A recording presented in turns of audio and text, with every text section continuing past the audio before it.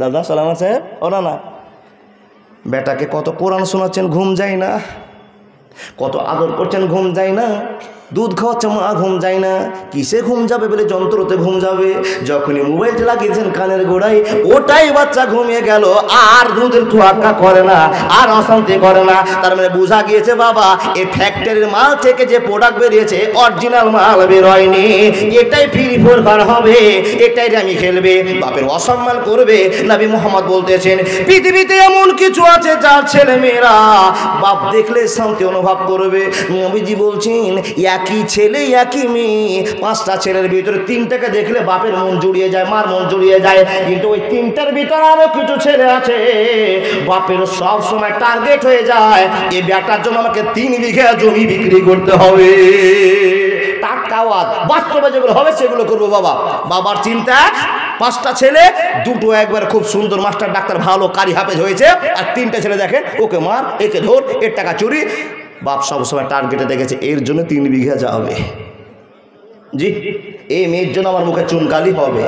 আব্বা জান, বাড়িতে রহমতের ভালোবাসা ঢোকান। কি করে ভালোবাসা ঢোকাতে হবে নবী আপনাকে শিখিয়ে দিচ্ছেন। মানুষ রে, এখন ছোট্ট করে আপনাকে একটা ঘটনা না শোনালে মনের স্বাদ মেটে না। বাপ তো সবাই হয়েছি, হব, কিন্তু অরিজিনাল বাপ এখনো হতে পারেনি, প্রমাণ দিয়ে যায়। এবার বাচ্চা হারুনকে চেনেন, বারবার ইউটিউবে শুনতে পাবেন। তাও প্রয়োজন হয়ে গেল, কেউ আমাকে ইঙ্গিত দিল, এরকম একটা ওয়াজ করিয়েন মাওলানা। এবার হারুন বাদশাকে চিনেন না, নাম শুনেছেন, এটাই তো স্বাভাবিক, নাম শোনাটাই স্বাভাবিক। জি, হারুন বাদশাহ একদিন এক দিবস বাড়ি থেকে ডাক করছে। রাজত্বর ভিতরে অনেক দাস দাসীরা, লেবার পাইট চাকর আছে। বাদশাহ বলছেন, ওই উমুক, ওই জরিনা, একটু আসো তো বাবা, একটা দরকার পড়েছে, কাজ করাতে হবে তোমাকে। ওই রহিমা, তুমি যদি থাকো তো আসো। আর একটা নাম ধরে বলছে, সাতবি, তুমি যদি থাকো তো আসো। দাসীদের নাম ধরে বাদশাহ ডাকছেন কোনো একটা কাজের প্রয়োজনে। ভালো করে কথাটা বুঝবেন, কাজের প্রয়োজনে দাসীকে ডাক দিয়েছে, কিন্তু বাদশার অন্যান্য কাজে দাসীরা পাগল, অন্যান্য কাজে ব্যস্ত হয়েছে। কিন্তু ছোট ছোট 3টা বাচ্চা ঘর থেকে বেরিয়ে দৌড় মেরেছে বাবা। কার কাছে? বাদশার কাছে। দৌড়তে দৌড়তে এসে বাদশাকে বলছে, ও বাদশা নামদার গো, আপনি আমার মার নাম ধরে ডাকলেন না? আমার মা বাড়িতে নেই, অন্য কাজে আপনার ব্যস্ত আছে, তো আপনি যেই কাজের জন্য ডেকেছেন আপনি আমাকে বলুন, আমি কাজটা করে দেব। খুব হিংসার কথা বলছে। কার কথা বাবা? কার কথা বলছি? বাদশা হারুন ডেকেছে একটা মেয়ে, 8 বছর 7 বছর 9 বছরের, দৌড়তে দৌড়তে মেয়ে এসে বলছে, বাদশা আমার মা নাই, আপনি বলুন কাজ করতে, কী কাজ করতে হবে। বাদশা দেখছেন একটা ছোট্ট মেয়ে, ওর মাকে ডেকেছিলাম, উটকে পানি খাওয়াবো, ঘোড়াকে পানি খাওয়াবো, কিংবা এই উঠোনটা ঝাড় দিতে বলবে, একটা কাজ বলবে। আরে মা, তুই তো ছোট্ট নাবালিকা মেয়ে, 6 বছর 7 বছরের মেয়ে, কী কাজ করবি তুই? তোকে কাজ দেওয়া হবে না। এর কথাটা শেষ হয়নি তো 2য় নাম্বার আর একটা মেয়ে দৌড়িয়ে আসছে, ও বাদশা, আমার মার নাম সুলতানা, আপনি আমার নাম ধরে ডেকেছেন না? আপনাকে আমি কাজটা করে দেওয়ার জন্য আসছি, তো কী কাজ আপনি বলুন তো। তখন মেয়েটাকে দেখে বলছে, আরে মা, তুই তো আরও ছোট, তুই কী কাজ বলবি, কী কাজ করতে পারবি? তোর মাকে ডাকলাম, একটা কাজের দরকার ছিল, তোরা দৌড়িয়ে আসছিস, কী ব্যাপার বলতো? এর কথা শেষ হয়নি, 3য় নাম্বারে আর একটা মেয়ে দৌড়িয়েছে, বলছে, বাদশা, আমার মার নাম ধরে আপনি ডেকেছেন, মা বাড়িতে নেয়, খবরটা আপনাকে দিলাম, কাজটা আমার মার বদলে আমি করে দেবো। তার কারণটা হলো, আমরা চাকরের মেয়ে, গরিবের মেয়ে, দাসীর মেয়ে, আমার মাও দাসী, তো আমিও দাসী, আপনাকে কাজগুলো আমি করে দেবো। বেশ ভালো কথা। তো বাদশা বলছে, হ্যাঁ রে, তোরা তো কাজ করতে পারবি না, আর উপরন্তু তোরা ছোট বাচ্চা। এখন আমি একটা কাজের জন্য যে এর জিনিসটাকে ওখানে রেখাই, এই কথাটা বলার জন্য যদি তোকে এখন দিই যে 1ম নম্বরে দৌড়িয়েছিস, তো 2য় জন আর 3য় জন রাগ করবে না বাবা? আপনার বিচারে কি হয়? আর যদি মেজজন যে দৌড়িয়ে এসছে 2য় জায়গাতে, ওকে যদি কাজটা দিই তো 1ম আর 3য় জন রাগ করবে। তো বাদশা নিরুপায় বলছে, আরে বাবা, একটা তো আমার কাজ, আর তোরা 3 জন মেয়ে দৌড়িয়েছে, আমি বিচারটা কি করে করবো? বাপ, দেখুন অরিজিনাল বাপ মার খবরটা কি। বাদশা তখন চিন্তা করছেন, কি করবো আল্লাহ, কি করবো, কাকে কাজটা দিব। কথা ভাবতে আছেন, হঠাৎ করে প্রথম নম্বর মেয়েটা বলছেন, ও বাদশা নামদার, আপনি কি মনে মনে চিন্তা করছেন আমাদের তিনজনের ভিতরে কোন মেয়েটাকে আপনি কাজটা দেবেন? কি নিয়ে আপনি ভাবনা চিন্তা করছেন? বাদশা হারুন বলছে, বেটি রে, আমার মাথায় তো ঘুরপ্যাঁচ চালু হয়ে গিয়েছে। একটা দাসীর নাম বললে মনে ভালো ছিল, তোমরা তিনজন দৌড়িয়ে এসেছো, আমি এখন কাকে কাজটা দিব, কাকে কাজটা ছাড়বো বলো তো? তখন প্রথম নাম্বার মেয়েটা বলছে, বাদশা আপনি হতাশা হবেন না, চিন্তা করবেন না, কাজটা আমি পাবো, ওরা দুজন কাজটা পাবে না। রইলাম তোর পীড়িতের আশায় প্রাণ নবী গো, রইলাম তোমার পীড়িতের আশায়, রইলাম তোমার পীড়িতের আশায়। নবী গো বসেছিলাম, ভালো ছিলাম, কোনো চিন্তা নাই, জাহান্নামের কথা শুনে মনে লাগে ভয়, ইচ্ছে করি মরিব প্রাণে জ্বালাই আপনি নবীর শোনে, আমায় মরতে লাগে কেন এত ভয়, প্রাণ নবী গো রইলাম তোমার পীড়িতের আশায়, রইলাম তোমার পীড়িতের আশায়। বন্ধু কথা বলতে আরম্ভ করলাম, আল্লাহর বান্দারা মনোযোগ দিয়ে অরিজিনাল বাপ আর মা হয়ে যান, জীবনটা আপনার ধন্য হয়ে যাবে। এতগুলো মানুষের দরকার নেই, আজকে যদি একটা লোক হিদায়াত হয়ে যায়, একটা ছেলেকে ভালো করে নেয়, সারা জীবন জালসা সার্থক হয়ে যাবে। মানুষের দল। বাদশা বলছেন, বেটি রে, তুই কাজটা পাবি, ওরা কাজটা পাবে না, তোর কাছে কি দলিল আছে, কি প্রমাণ আছে, কোন যুক্তি দিয়ে বলছে আমি কাজটা পাবো, ওরা কাজ পাবে না? আচ্ছা বাবা বলুন তো, আমি যে কথাগুলো বলছি বুঝতে পারছেন তো? আসতে বলবো? ঠিক আছে। বাদশা বলছেন, বেটি তুমি যে কাজটা পাবা, তো তোমার কাছে কোনো কি প্রমাণ আছে? তুমিও এসছো, ওইও এসছে, এইও এসছে, তিনজন এসছো, আর তুমি বলছো যে আমি কাজটা পাবো, তোমার অধিকারটা কি? বলে, বাদশা অধিকার না থাকলে তো এত বড় কথা বলতাম না, অধিকার আছেই বলে তো আপনাকে বলছি। বলে, কি অধিকার আছে? বলে, আপনি কি আল্লাহকে মানেন? বলে, হ্যাঁ তো মানি। বলে, আল্লাহ নবীকে মানেন? বলে, হ্যাঁ মানি। বলে, আল্লাহকে নবীকে যখন মানেন, তা আল্লাহর আইনকে আপনি মানেন, নবী মুহাম্মদের আইনকে আপনি মানেন। লাকাদ কানা লাকুম ফি রাসূলিল্লাহি উসওয়াতুন হাসানাহ আপনি পরিচয় দিয়েছেন। বেটি বলছে বাদশাকে, ওগো বাদশা, আমি হলাম দাসীর মেয়ে, আপনাকে যদি কোরআনের দলিল দেওয়া যায়, আপনাকে যদি হাদিসের দলিল দেওয়া যায়, তো বলুন তো ওই দুটো মেয়েকে বাদ দিয়ে তুমি আমাকে কাজটা দিবে কি দিবে না? বাদশা বলছে, কি বললি, কোরআনের দলিল তুই দিবি? বলে, হ্যাঁ আমি দেব। বাদশা কথা শুনে জীবনটা ভরে গেল। আরে বেটি বল, তোকে কোন মাদ্রাসায় তোর বাপ লেখাপড়া করিয়েছে, কোন কোম্পানির মাল তুই বেরিয়েছিস যে তুই আমাকে কোরআন থেকে দলিল দিবি প্রথম নম্বরে কাজ করার জন্য? বলে দে বেটি বল, তোর কাছে কি প্রমাণ, কি দলিল আছে? তখন মেয়েটা বলছে, বাদশা গো, বিসমিল্লাহির রহমানির রহিম, আস-সাবিকুন আস-সাবিকুন উলাইকাল মুকাররামুন। ও বাদশা নামদার, আপনি তো আল্লাহকে মানেন, নবী মুহাম্মদের আইন মানেন, আপনি কি কোনোদিন জালসা শুনেছেন, বক্তব্য শুনেছেন, যেই দিন আল্লাহ পুলসিরাতকে দাঁড় করে দেবেন, আর পুলসিরাত দাঁড় করে দেওয়ার পর পুলসিরাতে মানুষেরা পার হবে, যে যত তাড়াতাড়ি পার হবে সে তত তাড়াতাড়ি আল্লাহ জান্নাতের নায়ক নায়িকা হবে। একবার জোরে বলুন না সুবহানাল্লাহ। মেয়েটা বলছে, বাদশা আমি তো হলে কাজটা পেয়ে গেছি গো বাদশা, আমি কাজটা পেয়ে গেছি। আপনি যখন প্রমাণ দিয়েছেন, আল্লাহর কোরআনে বলছেন যে যত তাড়াতাড়ি পুলসিরাত পার হবে তত তাড়াতাড়ি জান্নাত চলে যাবে। আস-সাবিকুন আস-সাবিকুন উলাইকাল মুকাররাবুন, আমি কাজটা পাবো, ওরা দুইজন কাজ পাবে না। যুক্তি শুনে বাদশার মাথায় আর কাজ করে না। আরে একটা গরিবের মেয়ে এত সুন্দর কথা বলে, তোরা কোন মাদ্রাসায় লেখাপড়া করেছিস? রেখে দেন কথা। যখনই দলিল দেওয়া কোরআনের, দ্বিতীয় নম্বর মেয়েটার মাথার মগজ খুলে গিয়েছে, চিন্তা করে বলছে, এই মেয়েটা মনে হয় দলিল দিয়ে কাজটা চিন্তা করে নেবে, তো আমাকেও দলিল না দিয়ে কাজটা নিতে হবে, আমাকেও দলিল দিতে হবে। দ্বিতীয় নম্বর মেয়েটা বাদশাকে বলছে, বাদশা সাহেব, এক নম্বর মেয়েটা কোরআনের দলিল দিয়েছে বলে ওকে কাজটা দিয়ে দিবেন না, আমিও কোরআনের দলিল দিয়ে আমিও কাজটা চিন্তাই করবো। একবার জোরে বলুন না লিল্লাহি তাকবীর। এত সুন্দর কথা গো বাবা, নাবালিকা ছোট ছোট মেয়েদের। বাদশা তাদের দিকে আকর্ষণের সাথে তাকিয়ে আছে। আরে আমি কোটি টাকার মালিক, আমার ছেলে আমার মেয়েদের এরকম কোরআন হাদিস জানে না। মেয়েটাকে বলছে, মা তুমি কোরআন দলিল বলতে পারবে, কোরআন হাদিস থেকে কথা বলতে পারবে? বলে, হ্যাঁ। তো বলে বল মা বল কি কথা। যখনই কথা বলা, দ্বিতীয় নাম্বার মেয়েটা বলছে মাবুদ, ও মাবুদের বান্দা, ও হারুন বাদশাহ, আপনি আমার দুটো প্রশ্নের উত্তরটা দিয়ে দেন। কি রে বেটি দুটো প্রশ্ন তুই বলে দে। তো বাদশাকে বলছে, বাদশাহ গো, আপনাকে কোন জীবনের কোন কথা বলবো? পৃথিবীতে আপনি আদম থেকে নিয়ে নবী মোহাম্মদ পর্যন্ত, আর নবী মোহাম্মদ থেকে নিয়ে কিয়ামত পর্যন্ত, যেদিন ইসরাফিল বাঁশি বাজিয়ে দেবে সেই দিন থেকে নিয়ে বলুন তো এই গোটা জীবনটার ভিতরে কোন যুগটা বেশি ভালো? এবার বলুন তো, আদম থেকে নিয়ে কিয়ামতের বাঁশি পর্যন্ত, ইসরাফিলের বাঁশি পর্যন্ত কোন যুগটা বেশি ভালো? কেউ? জি, মধ্যবর্তীটা। কেন? আদমকে তৈরি করা হলো, আদমের যা কেসা শেষ, ছেলে মেয়ের জন্ম হলো, প্রথম থেকে শুরু হলো ফাত্তাকুদ দুনিয়া ও আত্তাকুন নেশা। কাবিল হাবিলের টক্কর লেগে গিয়ে ঝামেলা হয়ে গেল, সংসারে অশান্তি লেগে গেল, একটা সিস্টেম খারাপ চালু হয়ে গেল। আস্তে আস্তে আস্তে কিছু কাল কেটে গেল, কাল এক পার হয়ে গেল, যুগ পার হয়ে গেল। অনেক নবী রসুল এসে দুনিয়াকে মুক্ত করেছেন, আবার অমুক্ত করে চলে গেছেন। নবীদের কথা কমেরা মানতে পারেনি, চলে গেল যুগ।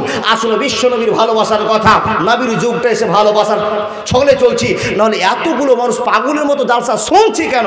প্রশ্ন যায় কিনা বাবা? তাহলে প্রথম যুগ চলে গেল, মিডিল যুগটা ভালো। যেই দিন কিয়ামতের বাঁশি মারবে ইসরাফিল, সেই যুগটা অত্যাধিক খারাপ হবে। বলে কেন মৌলভী সাহেব? যেদিন বাঁশি মারবে তার আগে ইমানদার লোক দুনিয়াতে থাকবে কি গো? না। বলে কে থাকবে? দুনিয়াতে যত নষ্ট মানুষ, যত খারাপ মানুষ, যত থার্ড গ্রুপের মানুষ, এরাই দুনিয়াতে থাকবে। আর মহান রব বলছে এদের উপরে কিয়ামত কায়েম হবে। তাহলে এখান থেকে বোঝা গেল প্রথম যুগটা ভালো নয়, লাস্টের যুগটা ভালো নয়, মিডিল যুগটা সবচাইতে ভালো। ঠিক বললাম না ভুল বললাম? বন্ধুরা আমার মেয়েটা দ্বিতীয় প্রশ্ন করে বলছেন, বাদশাহ আপনাকে এবার বলতে আরম্ভ করলাম, বলুন তো আপনার মিডিল যুগটা ভালো হয়ে গেল, আর আপনার চোখে ভাসমান, চোখের ভিতরে ধরা পড়ে এতগুলো মানুষ বসে আছে, যদি 7 ফিট লম্বা হয়, 7.5 ফিট হয়, তো লোকটাকে পছন্দ করে না। আর যদি খুব ছোট হয় তাকে 1.5 ফুট বলে, আর খুব লম্বা হলে তাকে কি বলে? ফেরাউনের জন্ম বলে। কি বলেন? 6 ফুট 7 ফুটটা বেশি লম্বা, আর যদি একবার ছোট হয় তো 1.5 ফুট। তো কোনটা ভালো গো? লম্বাও ভালো নয়, ছোটও ভালো নয়। আমরা যে মানুষগুলো স্বাভাবিক 6 ফিট 6.5 ফিট নয়, তার কমই আছি, 5 ফিট 4.5 5 ফিট যারা আছে তারাই ভালো আছে। তো বাদশা চতুর্দিক ভাবনা চিন্তা করে বলছে, বেটি রে আমাদের মিডিল টাইপটা বেশি ভালো, মিডিল কোয়ালিটির মানুষগুলো বেশি ভালো। যখনই কথা বলা, আল্লাহর বান্দি গরিবের বেটি, দাসির বেটি বলছে, বাদশা গো তাহলে যুক্তি শুনে নিন, আল্লাহর কোরআন হাদিস থেকে আপনাকে বলতে আরম্ভ করলাম, বেটি বল। তো বলছে বিসমিল্লাহির রহমানির রহিম, খাইরাল উমুরে আওসাতুহা। একবার জোরে বলুন না সুবহানাল্লাহ। কি বলছেন? খাইরাল উমুরে আওসাতুহা। আল্লাহ মধ্যস্থ অবস্থাকে ভালোবাসে। মধ্যকার যত জিনিস আছে সব ভালোবাসার জিনিস। যুগের মিডিল যদি ভালো হয়, মাউসের মিডিল যদি ভালো হয়, আর অন্যান্য প্রসঙ্গ করতে গেলে অনেক ভালো আছে, তো মধ্যস্থকে আপনাকে ভালোবাসে। খাইরাল উমুরে আওসাতুহা। আল্লাহ যদি পছন্দ করে, নবী যদি পছন্দ করে, তো আপনার পছন্দ কিনা বলুন। তো বাচ্চা নিরুপায় হয়ে বলছে, হ্যাঁ রে বেটি তোর কথা তো ঠিক, বিপদ শেষ। এবার থাকলো কয়জন? উত্তর দে ভালো করে, কয়জন? ও ফের আরো ছোট। মেয়েটা বসে বসে দেখে আছেন, বাদশাকে বলছেন, প্রথম নম্বর মেয়েটা দোয়া বলে দিয়েছে, হাদিস বলে দিয়েছে, কোরআন বলে দিয়েছে, কাজটা দিয়ে দিবেন, দিয়েন না। দ্বিতীয় জন কোরআন হাদিস থেকে দলিল দিয়েছে, দিয়েন না। আমিও আপনাকে দলিল দিয়ে যাব, আমার দলিল না শুনলে ভাগাভাগি করবেন না। বিশ্ব নবীর ভালোবাসার পাত্ররা পাত্রীরা কেমন খেলা দেখাতে আরম্ভ করেছে দেখে নেন। বন্ধুরে আমার, বাদশাকে দাঁড় করে বলছেন, ও বাদশা, এখন আপনার কাছে আমার প্রশ্ন, আমি যদিও ছোট হয়তো আমার ছোট প্রশ্ন হবে, তবে আপনাকে একটা উত্তর দিতে হবে। বেটিকে বলছে, বেটি কি উত্তর দিতে হবে বল। তখন মেয়েটা বলছে, বাদশা গো আপনাকে বলতে হবে কাল কয়টা। আপনারা বলুন কাল কয়টা? কি গো? প্রেজেন্ট। তারপর বলে দেন না আমাকে, আমি জানি না। ফিউচার, পাস্ট, 3টা কাল। তো বাদশা আবার কাল যদি 3টা হয়, আরেকটা প্রশ্ন আপনার কাছে, জগৎ কয়টা? আপনারা বলুন জগৎ কয়টা? কয়টা গো? না না তো বলবেন, আপনার কথা শুনবো না। আপনারা বলুন কয়টা, জোরে বলুন। 2টি জগৎ। কি কি জগৎ?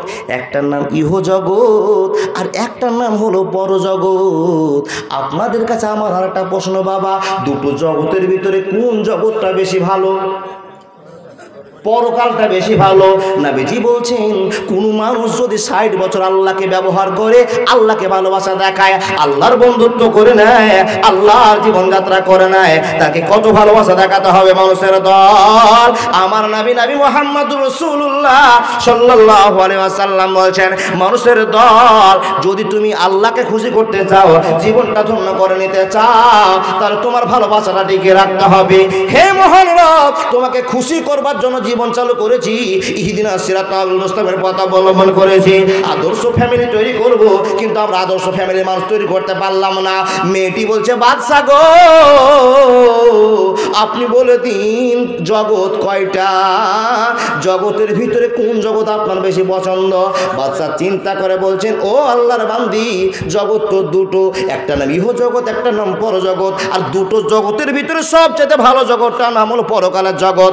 মানুষ যদি 30 বছর আল্লাহর ভয়ে দিন কাটায়, 40 বছর নামাজ রোজা হজ যাকাত করে, পর্দা করে চলে, ভালোবাসা দেখায়, তো এই জগতের পরে যে জগৎটা আসবে, ওই জগৎটা হবে ক্লিয়ার জগৎ, কোনো টেনশন হবে না। যখন এই কথা বলা, ছোট্ট মেয়েটা তালি বাজিয়ে বলছেন, থাবড়ি দিয়ে বলছেন, বাদশা গো, ওরা দুইজন কাজটা পাবে না, আমি ফাইসালা করে কাজটা পাবো। বলে কেন? বলে বাদশা গো, মানুষ যখনই মরে যাবে, এমন একটা যুগ এসে দাঁড় হবে, এমন একটা কাল এসে দাঁড়ি হবে, ওই কালটা সব মানুষের জীবন শেষ হয়ে যাবে। ওই কালটার জন্য এতগুলো মানুষ অপেক্ষা করে আছে, কোন দিন সে কালটা হবে। সে কালটা অত্যাধিক দামি কাল হবে, অত্যাধিক আর কারো কাছে ভয়ঙ্কর কাল হবে।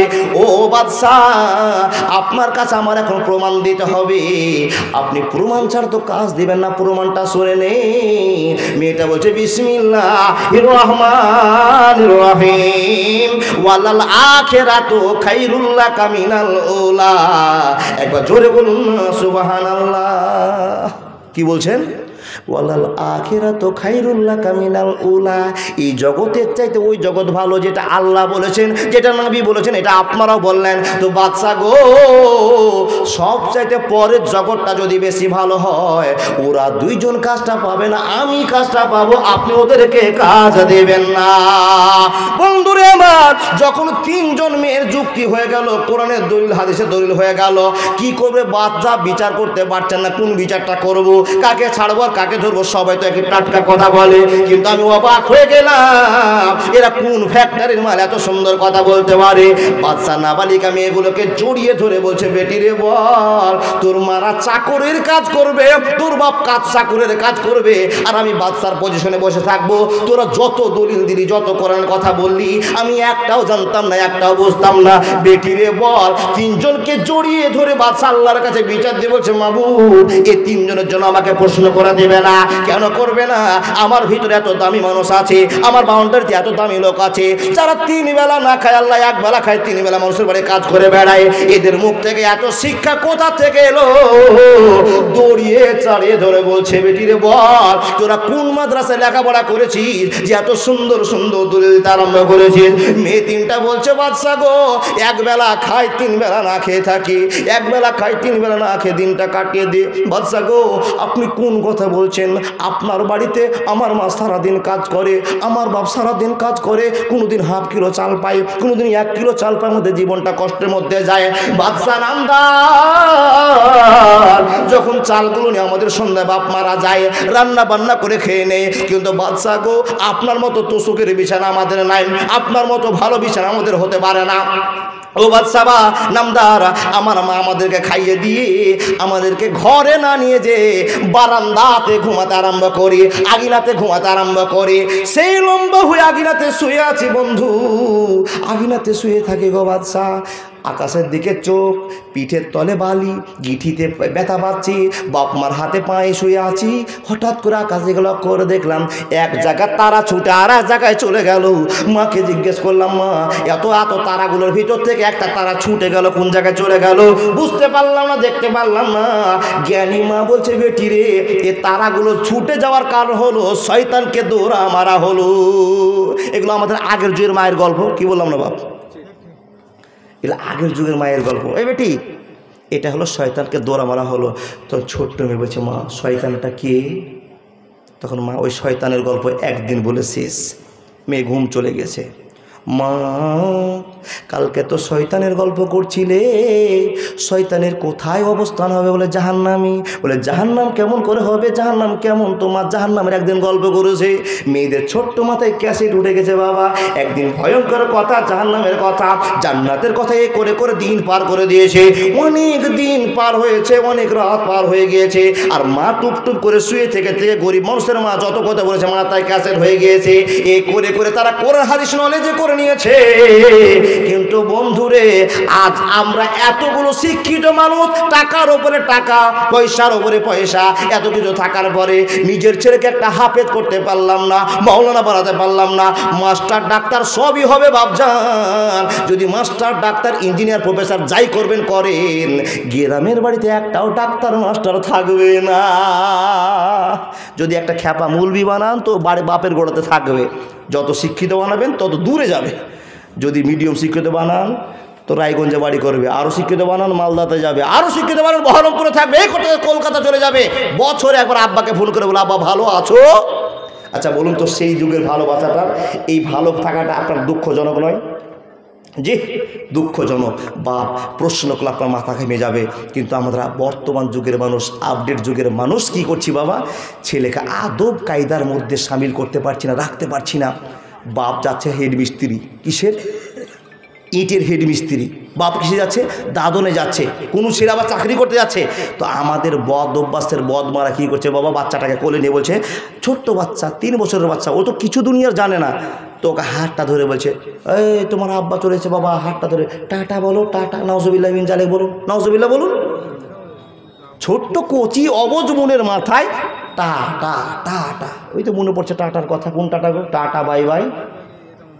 জি, এই টাটা যদি আজকে এত মজার হয়, কালকে আপনাকে তিতা লাগবে। বলে কেন বলবি সাহেব? 40 বছর পার হলো, ছোট তালে টাটা শিখিয়ে দিয়েছেন, 40 বছর পার হয়ে গিয়েছে। এখন আপনার বয়স 80, বারান্দায় সন্ধ্যার সময় বসলে সকাল না হলে উঠতে পারেন না, সকালে বসলে সন্ধ্যা না হলে আপনি উঠতে পারেন না। বৌমা যদি দয়া করে নিয়ে যেতে আপনি ঘরে উঠতে পারবেন, এমন একটা কাল হয়ে গিয়েছে। আর আপনার বেটাও অফিসে চাকরি করে, ভালো একটা কাজে গিয়েছে, হেড মিস্ত্রি হয়েছে, আর কিছু করেছে, সন্ধ্যার সময় বাড়িতে ঢুকছে আর মা হুল হুল করে ঠান্ডায় কাঁপছে, স্ত্রী খোঁজ নেয়নি, মা পড়ে আছে বারান্দাতে, বেটা আসলে উঠে নিয়ে যাবে। ওই তখন যদি ছেলেটা বলে দেয় মা টাটা, তো বলুন তো কত দুঃখ হতে পারে। আজকে টাটাটা কালকে আপনার জিন্দেগি নষ্ট করে দেবে। বাপ মা একবার আপনি হোস করতে পারলেন না। হে মুসলমান, বিশ্ব নবী নবী মুহাম্মদ রাসূলুল্লাহ সাল্লাল্লাহু আলাইহি ওয়াসাল্লাম বলছেন, উম্মতিরা রে, লাকাদ কানা লাকুম ফি রাসূলিল্লাহি উসওয়াতুন হাসানাহ। আমার টেকনিকটা শুনে নাও। ছেলেকে কেমন করে ইঞ্জিনিয়ার বানাবে, কেমন করে ডাক্তার বানাবে, কেমন করে প্রফেসর বানাবে, আগে কোরআনের গজ গজে ইমান দিয়ে দাও, কোরআনের ভাষা শিখিয়ে দাও, কোরআন জ্ঞান ভরে দাও, তারপরে ছেলেকে মাস্টার ডাক্তার বানাও। অসুবিধা হবে না, হবে না, হবে না। কিন্তু প্রথম মাথায় ঢোকাচ্ছে বাবা কি অশান্তিকর কথা। আপনার ছেলেকে আমার মাকে নিয়ে, আপনার বাচ্চা আমার বাচ্চাকে নিয়ে আমরা ঘুমাতে যাই, কি সিস্টেমে ঘুমাই? বাচ্চাকে ঘুম দিয়ে যাচ্ছে, বাচ্চা খুব কাঁদছে। আগেকার যুগের মারা কী করতো বাবা? ঘুমাই না, তখন দুটাকে মুখে হুঁড়া, একটা গালে হুঁড়া, একটা ঘুষি দিয়ে ঘুমা। মানে মাও অভাবী, ছেলেরা অভাবী। কিসের অভাব? শিক্ষার অভাব, বুঝের অভাব, কিছু জানছে না মা। তা আগের যুগের মারা কি বলছে? ছেলে ঘুমাতে যাচ্ছে, 3টা ছেলে, ওদিকে 2টো পড়ে আছে, এদিকে একটা পড়ে আছে। এখন তো বর্তমানে ভদ্র বাপ মা নাকি? এই ভদ্রতা চলবে না বাপ। বলে বলবি সে ভদ্রতা কী করে হলো? ওই যে 2টো নিয়েছেন, এটা আপনার ভদ্রতা শেষ হয়ে গেছে। 5টা নেন, 2টোতে ছাড়লে একটাতে দেখবে। আর যদি একটাই নেন, ওটা যদি চলে যায় বহরমপুর, মরবেন তো রস দেওয়ার মুখে আপনার কেউ থাকবে না। কি বলেন? ঠিক বললাম না বাপ? রস দেওয়ার কেউ থাকবে না, শরবত পাবেন না, মরে পড়ে আছেন। খবর হবে 3 ঘন্টা পর ছেলে আসবে, বিপদ আগামীতে দাঁড়িয়ে আছে। এবার আগেকার মায়েরা কি করতো, এই তুই ওইদিকে শু, তুই এইদিকে শুয়ে যা, বাদিয়া ভাষা মাঝে মাঝে না ঢোকালে হয় না, শুয়ে আছে। একটা বেটা বলছে, যখন মার ঘুমটা এসছে তখন বলছে মা পেচ্ছাপ করবো, তো পেচ্ছাপ করবি তো চল, পেচ্ছাপ করে নিয়ে এসছে। 2 মিনিট হয়ে বলছে, আরেকজন বলছে আমিও পেচ্ছাপ করবো। তখন মা একটা সরকারি বান মারছে। সরকারি বান মারা জানেন না, কবিরাজি বান। কি বলছে, মূর্খ বাপ মা, ছেলেকে শিখিয়ে দিচ্ছে তোর জন্য সারা রাত পেচ্ছাপ না হয় এমন বান তোকে মারবো, কবিরাজি ফোন দিব, সারা রাত দিনে যত পেচ্ছাপ না হয়। তোর মা কি বান বাচ্ছে, 1 বাত্তা 2 বাত্তা ঘর সুত্তা বাহির মুত্তা। এটা হলো কবিরাজি বান। আগে মারা বলছিল বাপ, হ্যাঁ বলেছে গো বাপ, বলেছে, হ্যাঁ করেন একটু বলেছে। আমার মা আমাকেও করেছে, আমার মনে আছে বাপ। কিন্তু আমার মা তত লেখাপড়া ছিল না। এখন আর কোনো মা বলবে না, এখন কি বলবে, ধর ফ্রি ফায়ার খেলগা, কার্টুন দেখগা। আর দুনিয়া জুড়ে তো শফিক চলছে, শফিক দুনিয়া শেষ করেছে। যত জালসার ভিউ হবে শফিকের একলাই তত ভিউ হবে। কি বলেন এ বাপ, আপনার 3 বছরের বাচ্চা জানে শফিকের ডায়লগ ছাড়া ঘুম ধরে না। এ বাপ যান, নবী মুহাম্মদ রাসূলুল্লাহ পড়ুন সাল্লাল্লাহু আলাইহি সাল্লাম বলছেন, ইমান তাজা করো, আদর্শ পরিবার করো। কি করে করতে হবে, নবীজি বলছেন। এই কথাটা শোনার আগে বাচ্চা 3 জনকে জড়িয়ে ধরে চোখ দিয়ে জল বের করে বিচার দেবো, আল্লাহকে, আল্লাহ তুমি এই সম্পর্কে আমাকে প্রশ্ন করিও না। কি সম্পর্কে, যে আমার রাজত্বের ভিতরে এত দামি মাদ্রাসার ছাত্রছাত্রী আছে, এরা 3 বেলা ঠিক মতো খেতে পায় না, 1 বেলা খায়, 3 বেলা না খেয়ে থাকে, 2 বেলা না খেয়ে থাকে। আর এদের ভিতর থেকে এত সুন্দর স্পিডে কোরআন হাদিস বেরিয়েছে, আল্লাহ এই সম্পর্কে তুমি আমাকে প্রশ্ন করি।